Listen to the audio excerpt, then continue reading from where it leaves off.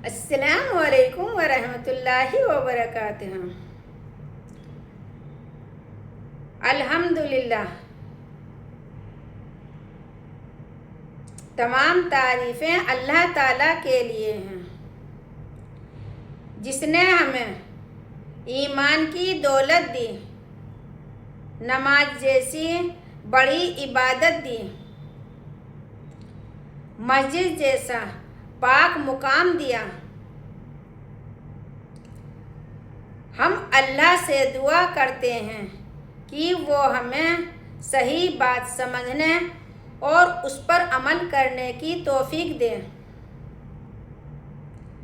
आज का हमारा बयान एक बहुत आसान लेकिन ज़रूरी मसले पर है। प्याज या लहसुन खाकर मस्जिद में जाना कैसा है। बहुत से लोग इस मामले को छोटा समझते हैं। कुछ लोग कहते हैं कि इसमें क्या है, इसमें क्या फ़र्क पड़ता, इससे क्या फ़र्क पड़ता है। लेकिन इस्लाम हमें सिर्फ नमाज पढ़ना ही नहीं सिखाता, बल्कि दूसरों को तकलीफ़ ना देना भी सिखाता है। मस्जिद एक पाक जगह है। वहाँ फरिश्ते आते हैं, लोग इबादत करते हैं, कुरान पढ़ते हैं। अगर किसी की सांस या मुंह की बदबू से तकलीफ हो तो ये अच्छी बात नहीं। अगर किसी की मुंह की बदबू से किसी को तकलीफ पहुँचे तो ये अच्छी बात नहीं। आज हम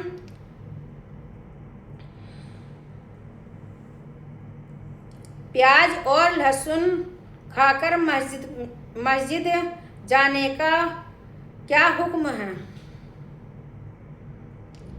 हदीस में इसके बारे में क्या आया है।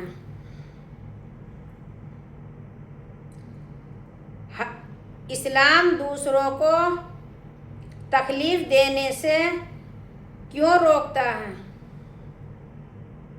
अगर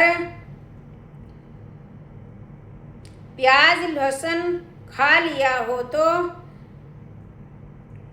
क्या करना चाहिए। आज के समय में हमें कितनी बातों को ध्यान रखना चाहिए। अल्लाह ताला हमें सही समझ अता फरमाए। सबसे पहले हमें ये समझना चाहिए कि मस्जिद की क्या अहमियत है। मस्जिद अल्लाह का घर है। यहाँ इंसान दुनिया की बातों से दूर होकर सिर्फ अल्लाह को याद करता है, नमाज पढ़ता है, कुरान सुनता है, दुआ करता है। जब कोई इंसान मस्जिद में आता है तो उसे साफ सुथरा होकर आना चाहिए। अच्छे कपड़े पहनना, बदन साफ रखना, मुंह साफ रखना, ये सब इस्लाम की खूबसूरती है। आज हम देखते हैं कि जब किसी खास मेहमान के पास जाना होता है तो इंसान अच्छे कपड़े पहनता है, इतर लगाता है और साफ होकर जाता है। फिर सोचिए जब हम अल्लाह के घर जा रहे हैं तो हमें कितना साफ सुथरा होकर जाना चाहिए। इस्लाम सफाई को बहुत पसंद करता है। हमारे नबी मोहम्मद सल्लल्लाहु अलैहि वसल्लम सफाई का खास ध्यान रखते थे। आपने उम्मत को भी सफाई की तालीम दी।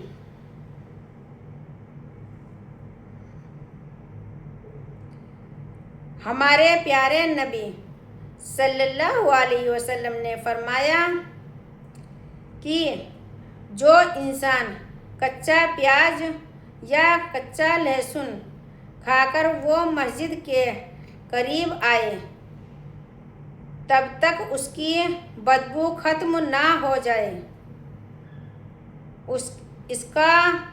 इसका मतलब ये नहीं कि प्याज या लहसुन हराम हैं। नहीं, ये दोनों चीज़ें हलाल हैं और खाने में इस्तेमाल होती हैं, लेकिन सब इनकी तेज़ बदबू लोगों को तकलीफ़ दे तब मस्जिद में जाना सही नहीं माना गया। नबी सल्लल्लाहु अलैहि वसल्लम लोगों की तकलीफ़ का बहुत ध्यान रखते थे। अगर किसी वजह से दूसरों को परेशानी हो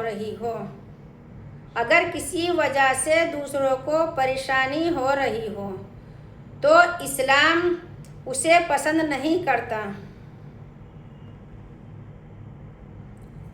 सोचिए, अगर कोई इंसान मस्जिद में नमाज पढ़ रहा हो तो बगल वाले के मुंह से तेज प्याज की बदबू आए तो उसका ध्यान नमाज से हट जाएगा, उसे तकलीफ़ होगी। इसीलिए इस्लाम ने पहले ही इस चीज़ से रोक दिया। इस्लाम सिर्फ अपनी इबादत का नाम नहीं, इस्लाम अच्छे अखलाक का नाम है। अगर हमारी वजह से किसी को तकलीफ़ हो रही है तो हमें अपनी आदत सुधारनी चाहिए। कई लोग सोचते हैं मैं तो नमाज पढ़ने आया हूँ, बाकी लोगों को क्या? मैं तो नमाज पढ़ने आया हूँ, बाकी लोगों को क्या? लेकिन ये सोच सही नहीं है। इस्लाम में दूसरों का हक बहुत बड़ा है। अगर आपकी बदबू से लोगों को परेशानी हो, नमाज में ध्यान ना लगे, लोग आपके पास खड़े होने से बचें, मस्जिद का माहौल खराब हो, तो ये अच्छी बात नहीं है। नबी सल्लल्लाहु अलैहि वसल्लम ने फरमाया कि मुसलमान वो है जिसकी जुबान और हाथ से दूसरे मुसलमान महफूज रहें, यानी दूसरों को तकलीफ़ ना पहुँचे। तो अगर मुंह की बदबू से भी तकलीफ़ हो रही हो तो उसका भी ध्यान रखना चाहिए।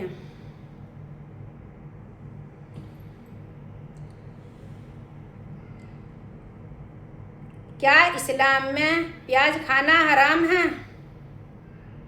नहीं, प्याज और लहसुन खाना हराम नहीं है। ये दोनों हलाल चीज़ें हैं।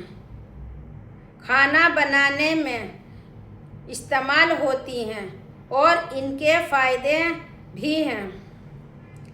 लेकिन मसला ये है कि अगर कोई इंसान कच्चा प्याज या कच्चा लहसुन खाकर सीधा मस्जिद में जाए और उससे बदबू आए तो ये सही नहीं है। अगर बदबू खत्म हो जाए तो इंसान मुंह साफ कर ले, ब्रश कर ले, कुल्ला कर ले। इस्लाम हमेशा सफाई और अच्छे माहौल की तालीम देता है।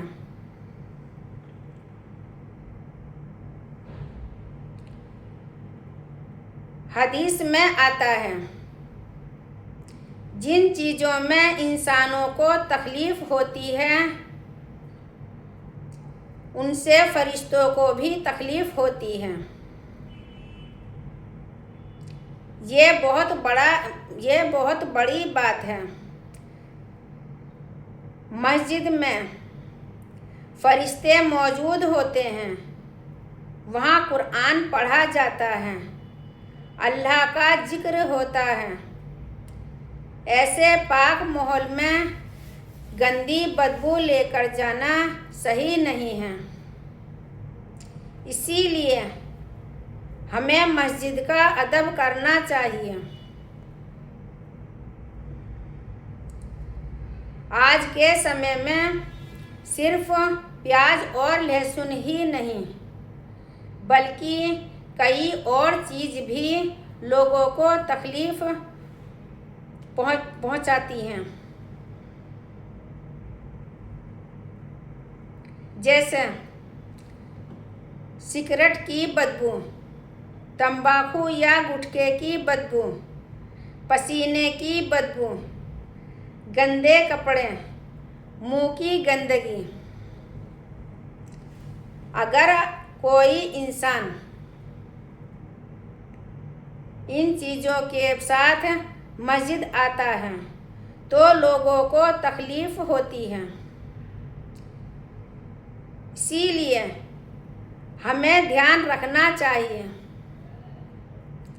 नमाज से पहले वज़ू करें, मुंह साफ रखें, ब्रश करें, साफ कपड़े पहनें, बदन साफ रखें। अगर बहुत तेज़ बदबू हो तो पहले उसे दूर करें।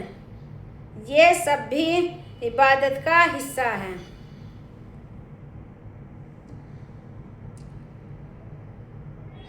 घर में बच्चों को भी ये तालीम देनी चाहिए कि मस्जिद में साफ होकर जाना चाहिए।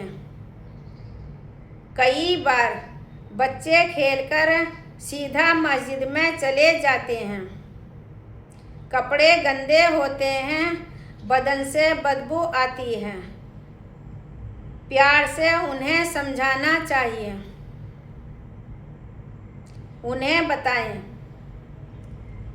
मस्जिद अल्लाह का घर है, वहाँ साफ होकर जाते हैं। अगर बचपन से ये आदत पड़ जाए तो पूरी ज़िंदगी इंसान मस्जिद का अदब करेगा। इस्लाम सिर्फ शरीर की सफाई नहीं सिखाता बल्कि दिल की सफाई भी सिखाता है।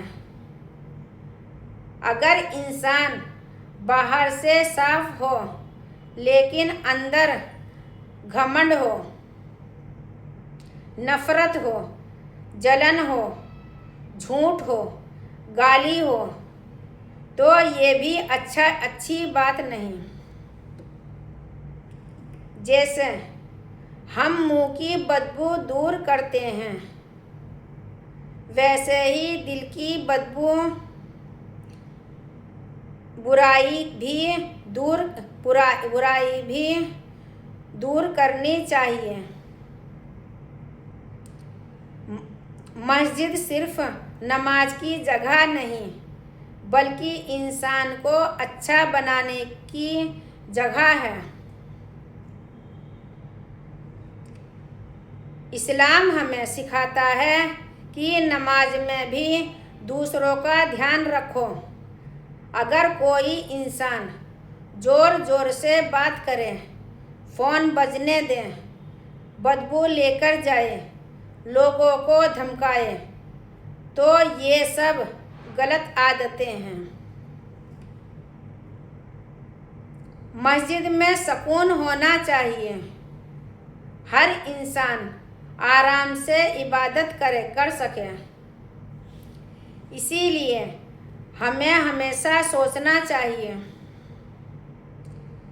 मेरी वजह से किसी को तकलीफ़ ना पहुँचे। अगर हर मुसलमान ये सोच ले तो मस्जिद का माहौल बहुत खूबसूरत हो जाएगा। आज बहुत से लोग सिगरेट, बीड़ी, गुटखा या तंबाकू इस्तेमाल करते हैं, फिर उसी हालात में मस्जिद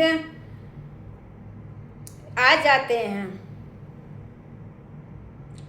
उनके मुंह से इतनी तेज़ बदबू आती है कि पास बैठना मुश्किल हो जाता है। ये बहुत गलत आदत है। अगर कोई इंसान ऐसी चीज़ छोड़ दे तो ये उसके लिए भी अच्छा है, दूसरों के लिए भी अच्छा है।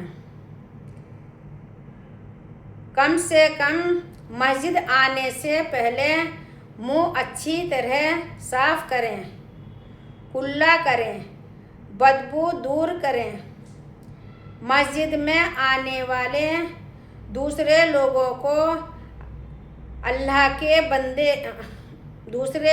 भी अल्लाह के बंदे हैं।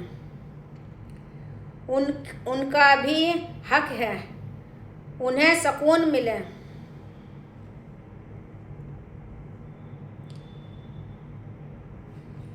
अच्छा मुसलमान वही है जो साफ सुथरा रहे, जो दूसरों का ख्याल रखे, जो मस्जिद का अदब करे, जो लोगों को तकलीफ़ ना दे, जो अच्छी बातें करे, जो नरमी से पेश आए। नबी सल्लल्लाहु अलैहि वसल्लम ने फरमाया, अखलाक बहुत खूबसूरत था। आपने कभी लोगों को तकलीफ़ नहीं दी। हमें भी वही तरीका अपनाना चाहिए। अगर किसी ने प्याज या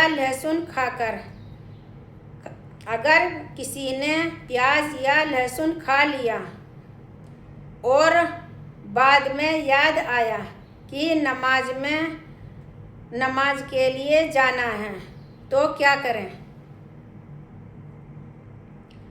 पहले मुंह साफ करें, ब्रश करें, कुल्ला करें, इलायची या कोई अच्छी चीज़ खाएं। बदबू खत्म होने का इंतज़ार करें। अगर बदबू खत्म हो जाए तो मस्जिद में जा सकते हैं। इस्लाम आसानी का दीन है। इसमें सफाई और तहजीब सिखाई है।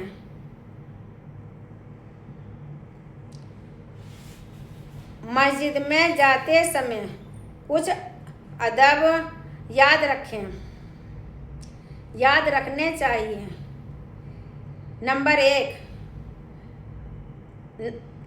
साफ कपड़े पहने, वजू करके जाएं, मुंह साफ रखें, ऊंची आवाज़ में बात ना करें, फ़ोन साइलेंट रखें, गंदी चीज़ें लेकर ना जाएं, दूसरों को जगह दें, शांति बनाए रखें। अगर हम इन छोटी छोटी बातों का ध्यान रखेंगे तो मस्जिद का माहौल बहुत अच्छा रहेगा। इस्लाम बहुत खूबसूरत दीन है। ये छोटी छोटी बातों तक हमारी रहनुमाई करता है। कई लोग सोचते हैं कि सिर्फ नमाज पढ़ लेना काफ़ी है, लेकिन इस्लाम हमें तहजीब भी सिखाता है। कैसे बैठना चाहिए, कैसे बोलना चाहिए, कैसे खाना खाना चाहिए, कैसे किसी से मिलना चाहिए, कैसे मस्जिद में जाना चाहिए। हर चीज़ की तालीम इस्लाम में मौजूद है। यही इस्लाम की खूबसूरती है।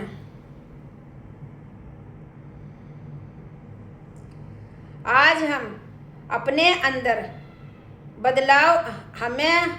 अंदर बदलाव लाने की ज़रूरत है। अगर हम चाहते हैं कि लोग हमें अच्छा समझें तो हमें अपने अखलाक अच्छे बनाने होंगे। मस्जिद में साफ होकर जाना, दूसरों का ख्याल रखना, नरमी से बात करना, ये सब अच्छे इंसान की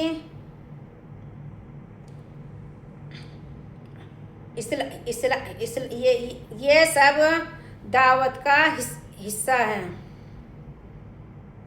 जब लोग मुसलमानों का अच्छा व्यवहार देखेंगे तो उन्हें इस्लाम की खूबसूरती समझ आएगी।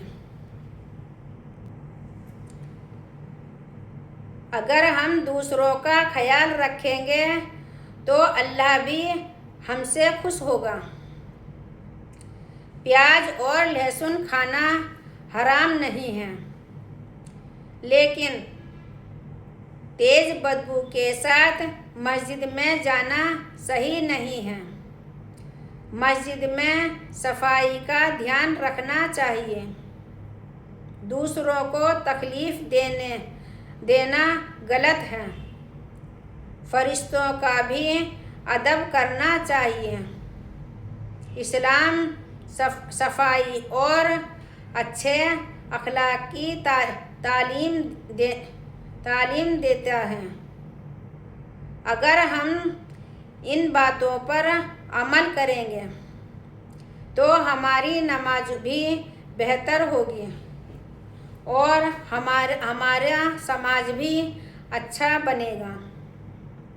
ए अल्लाह, हमें साफ सुथरा रहने की तौफीक दे, मस्जिद का अदब करने वाला बना दे, हमें दूसरों का ख्याल रखने वाला बना दे, हमारे दिलों को साफ कर दे, हमें अच्छे अखलाक वाला बना, अच्छा अखलाक वाला मुसलमान बना, हमारे दिलों को साफ कर दे, हमें अच्छे अखलाक वाला मुसलमान बना दे, हमारी नमाजों को कबूल फरमा, हमारे गुनाह को माफ़ फरमा, हमारे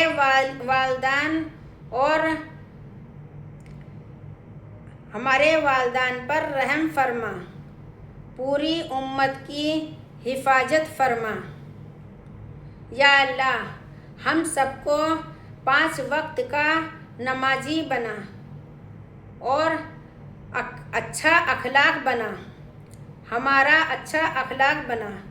आमीन या रब्बल आलमीन। अगर हमारी वीडियो पसंद आई है तो लाइक करें, शेयर करें और कमेंट्स में आमीन ज़रूर लिखें। अल्लाह हाफिज़।